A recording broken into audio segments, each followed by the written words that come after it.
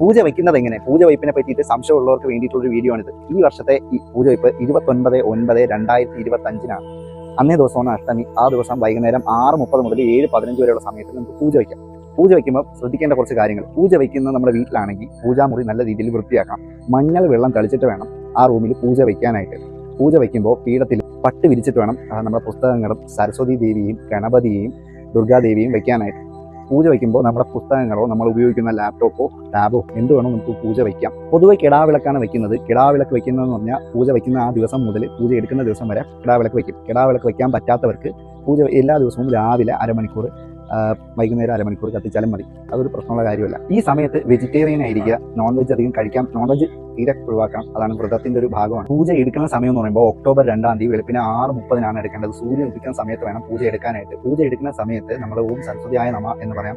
അറിയാവുന്നവർ സരസ്വതി നമസ്തുഭ്യം വരദേ കാമരൂപിണി വിദ്യാരംഭം കരിക്ഷാമി ചതുർഭവതമേ സദാ സരസ്വതി മന്ത്രങ്ങൾ ജപിക്കുന്നത് നന്നായിരിക്കും. പൂജ എടുക്കുന്ന സമയത്ത് അരിയിൽ ഹരിശ്രീ ഗണപതായ നമ എന്ന് എഴുതുക. പിന്നെ പൂജ എടുക്കുന്ന സമയത്ത് അരളി പുഷ്പങ്ങൾ ദേവിക്ക് അർപ്പിക്കുന്നത് നന്നായിരിക്കും. പൂജ എടുത്തതിന് ശേഷം അരമണിക്കൂർ പുസ്തകങ്ങൾ വായിക്കുക. പാട്ട് പാടുന്നവരാണെങ്കിൽ പാട്ട് പാടാൻ ശ്രമിക്കുക. നൃത്തം ചെയ്യുന്നവരാണെങ്കിൽ ദേവിയുടെ മുമ്പിൽ കുറച്ച് നേരം നൃത്തം ചെയ്യുക.